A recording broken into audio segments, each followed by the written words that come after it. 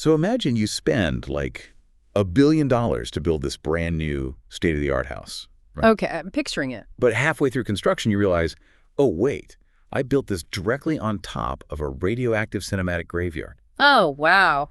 Yeah, that's a problem. Exactly. Yeah. And the ghosts of your past failures are currently driving your property value down to absolute zero. I mean, have you ever watched a massive multi-billion-dollar franchise try to reboot itself, only to wonder if the whole thing crashed before the new engines even turned on? It is honestly a genuinely fascinating, almost slow-motion phenomenon to study from the outside. You know, you have this massive corporation with decades of beloved comic book mythology, Right. practically endless financial resources, and yet somehow the machinery just completely stalls on the runway. The disconnect between what the studio thinks they're making and what the audience is actually willing to pay for becomes a total chasm. And bridging that chasm is exactly our mission today. Welcome to the Deep Dive. We are unpacking a highly detailed, fiercely critical analysis of James Gunn's newly rebooted DC Cinematic Universe. Which the author of our commentary jokingly, and I'd say rather brutally, dubs the dead cinematic universe. Yeah, they do not hold back. But before we get into the heavy lifting, we need to lay down some essential groundwork for you, the listener. Yes, very important disclaimer here. The materials we are unpacking today contain very strong, highly politically charged opinions. Very strong. Yeah. The commentary we're analyzing relies on severe critiques of modern Hollywood culture, intersectional feminism, and what the author specifically calls woke storytelling. And they view this as being pushed at the direct expense of traditional male heroism. Right. And we must explicitly state up front that we are not taking sides, endorsing, or condemning any of these viewpoints. Exactly. Our role today is strictly analytical. We're here to impartially dissect the anatomy of this specific critique, just so you can understand the exact mechanisms of the arguments being made. That is a crucial baseline. And as a core rule for this deep dive, we are never going to mention the name of the source, the platform it came from, or the author. Right, we're just keeping it entirely focused on the text. Yep. We are simply going to refer to it as the commentary, the analysis, or our materials. We're looking strictly at the arguments on the page and how they dissect this monumental Hollywood struggle. So to understand the critique of these brand new DC movies, you first have to look at the massive brand damage inflicted by the movies that immediately preceded them. The graveyard. The graveyard, exactly. The commentary argues that the new leadership didn't just walk into a shiny new office with a clean slate. They inherited a sinking corporate vessel. I mean, they're starting their journey after 6 consecutive box office catastrophes. Okay, let's unpack this, because according to this critique, the strategy here is baffling. It's like taking over as captain of a sinking ship, immediately firing your best navigator, but promoting the guy who blew a hole in the hull. That is a perfect way to summarize it. Let's look at how the analysis applies that exact logic to the movie The Flash. Oh, boy. Yeah. The material heavily criticizes this film on multiple fronts, starting with multiversal fatigue. For the last 5 years, audiences have just been bombarded with alternate timelines and parallel dimensions. Right, it's just exhausting at this point. Exactly. The novelty has worn off, and the author argues it just makes the stakes feel completely non-existent. But the critique gets really specific when it comes to the technical execution. Yeah, they point out some atrocious CGI in this movie. No, they don't just point it out. They specifically compare a sequence featuring these digitally rendered babies to the infamous, blocky, dancing Ally McBeal baby from late 1990s television. Oh, man. I mean, when your highly anticipated hundreds of millions of dollars summer blockbuster is being visually compared to a compressed GIF from the dial-up internet era. It's bad. Yeah, something in your production pipeline has catastrophically failed. But the commentary goes much deeper than just rushed visual effects. It focuses heavily on the studio's risk management, or I guess total lack thereof, regarding the cast. Right. The author points out the massive, glaring disconnect of keeping Ezra Miller front and center as the hero of the franchise. Which is wild. It is. This is an actor who had a highly publicized, undeniable string of real-world arrests, restraining orders, and just erratic behavior across multiple states like Hawaii and Vermont. Right, so why on earth would a studio protect that investment while simultaneously firing a universally beloved actor like Henry Cavill from the role of Superman? That's a huge double standard. Yeah, and the author of our materials is furious about it. But let's talk about the actual business mechanism there. Because to an outsider, firing the guy everyone likes and keeping the guy making headlines for arrests Seems like corporate suicide. Well, it comes down to the sunk cost fallacy just wrapped in Hollywood accounting. The analysis highlights that by the time Miller's legal issues became undeniable, the studio had already poured well over $200 million into shooting The Flash. It was in the can. Tied to massive merchandising deals, promotional partnerships, all of that. Exactly. Cutting ties meant eating $250 million loss immediately. Conversely, Cavill's situation was a clean break. His contracts were up, he represented the old guard of the cinematic universe, and letting him go cost them nothing on the current balance sheet. Wow. So the studio panicked, chose to protect the immediate toxic asset, and just tried to PR their way out of it. And the commentary argues that by doing that, they utterly shattered whatever remaining trust the audience had left. I mean, fans aren't blind to that kind of cynical calculation. Well, they're really not. Which brings us perfectly to the analysis of Joker 2, a sequel that completely baffled the very people who loved the original. I mean, the first Joker made $1 billion precisely because it was a gritty, standalone Scorsese-style thriller. Yeah, and the materials point out how the sequel's budget inexplicably ballooned by an additional $145 million over the original. Wait, how does a gritty character study suddenly require Avengers-level funding? Well, the author notes that the sequel was transformed into a musical court drama. Ah, right. And when you decide to make a musical, you are suddenly paying for massive rehearsal times, original song rights, complex choreography, sprawling set pieces. You've abandoned the lean, mean production model of the first film for massive bloat. A musical court drama that, according to the critique, systematically deconstructs and reverses every ounce of Arthur Fleck's character development from the first film. Yeah, it completely undoes it. Instead of delivering a compelling descent into madness, the audience was just trapped in a courtroom, bored to tears. The author argues that this alienated the exact billion-dollar demographic that showed up for the first one. The overarching argument being built here is really about consumer trust. The studio marketing machine told the fans that these preceding movies were monumental triumphs. The fans trusted them, bought the $20 tickets, and felt actively betrayed by what they saw on screen. So if we look at the transition to the new leadership, this is the environment they are stepping into. The audience already feels burned. So if Superman represents a failure to understand the hero's core optimism, and the graveyard of past films destroyed audience trust, how did the new leadership's highly anticipated reboots perform to win them back? Well, according to the analysis, they tripped over the exact same wires. Yeah. Instead of course-correcting with straightforward heroics, the critique alleges they alienated the core fan base all over again by excessively deconstructing the characters. So let's dig into their new flagship property, the new Superman movie. The author describes the tone of the new Superman film as profoundly messy. They heavily lean on the slang term mid to describe its mediocrity. Mid, yeah. Very online critique. Very much so. But the primary complaint revolves around a fundamental lack of traditional heroism. Superman spends the vast majority of the movie getting physically beaten up, acting emotionally frustrated, and just being stripped of those iconic, triumphant moments where the hero simply saves the day and smiles. And we have to talk about the plot twist the author focuses on. Yeah. Because it is genuinely wild if you know anything about comic lore. Oh, it's a huge departure. According to the critique, the film features a message from Superman's biological Kryptonian parents, Jor-El and Lara. The twist reveals that Superman wasn't sent to Earth to be a savior or a beacon of hope for humanity. No, not at all. He was apparently sent to conquer the weak-minded humans and start a harem to aggressively spread Kryptonian genetics. Yeah. And as the cherry on top, the film allegedly ends with Supergirl showing up and calling Superman a bitch. The commentary views this as the ultimate cynical betrayal of a legacy character. I mean, taking the definitive pop culture symbol of pure altruism and retroactively rewriting his origin into a story of eugenics and planetary conquest to the author, that is the absolute prime example of modern Hollywood tearing down traditional male heroes. They argue it's an intentional humiliation of the archetype. Yes. Right. Okay, hold on. Let me push back on this for a second. Let's play devil's advocate. Sure. The author absolutely despises that dark message from Jor-El, and I completely get why a lore purist would hate it. But structurally, couldn't that just be a deliberate narrative hurdle? What do you mean?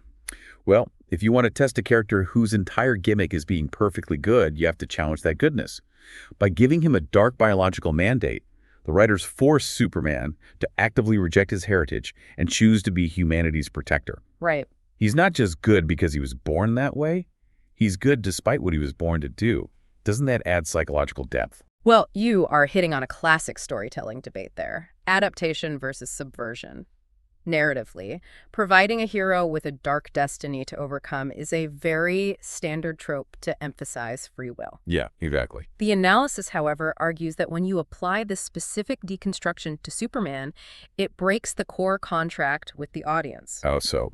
Well, Superman's entire brand identity for 80 years has been built on the unshakable, optimistic foundation of his loving terrestrial upbringing by the Kents. The author argues that in today's cinematic climate, audiences are entirely exhausted by cynicism. They just want a good guy. Exactly. They don't want to see Superman's foundational lore tainted, even if it's just being used as a plot device for him to overcome later.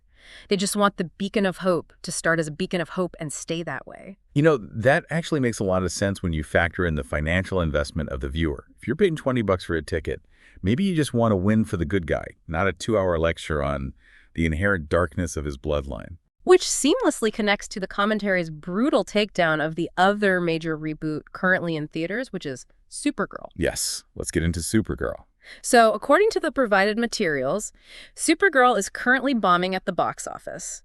And the critique attacks the film aggressively, labeling it a fake feminist movie. Fake feminist. Okay, we need to unpack what the author means by that term in this specific context. The reasoning the author gives for that label is a very specific critique of modern screenwriting.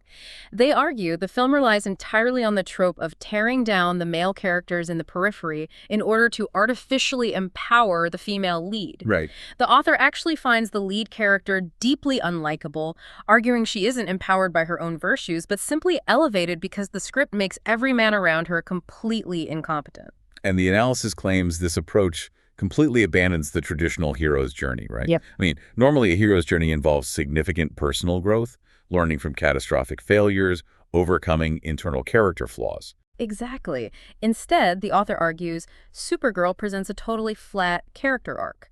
The protagonist is already perfect and fully realized from scene 1, and her only real obstacle is an oppressive, patriarchal society that is unfairly holding her back. And if the thematic complaints weren't enough, the technical critique in our materials is absolutely savage. Oh, it really goes after the visuals. Yeah, the commentary points out horribly rushed CGI, heavily criticizing a digital version of Krypto the dog that looks completely weightless and unconvincing on screen. Yeah. They also point to muddy, desaturated cinematography, complaining that a movie about a flying superhero looks like it was shot in a dirty basement.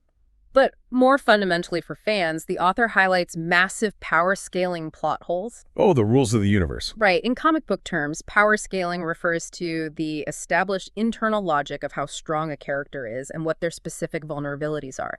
It's the rules of the magic system. Right, right. And the author points out that Supergirl is shown fighting and defeating giant aliens using hand-to-hand combat while under a red sun. Which is an environment that is supposed to completely strip Kryptonians of their powers. Exactly. Yet later in the same film, she is somehow trapped and completely helpless under a green sun. That breaks the most basic rule of world building. If the internal logic of your universe breaks down, you completely lose the audience's suspension of disbelief. Yeah, you just listen. If she has the physical strength to beat up alien giants as a normal, powerless human under a red sun, why is she suddenly helpless later? The author claims inconsistencies like this aren't just minor goofs. They demonstrate a fundamental lack of respect for both the source material and the audience's intelligence. So we've cataloged the creative and technical failures alleged by the commentary, right? Yeah. The cynical deconstruction of core characters, the rushed visual effects, the script inconsistencies, breaking internal logic. Yeah, it's a lot. But the critique goes significantly deeper than what's on screen.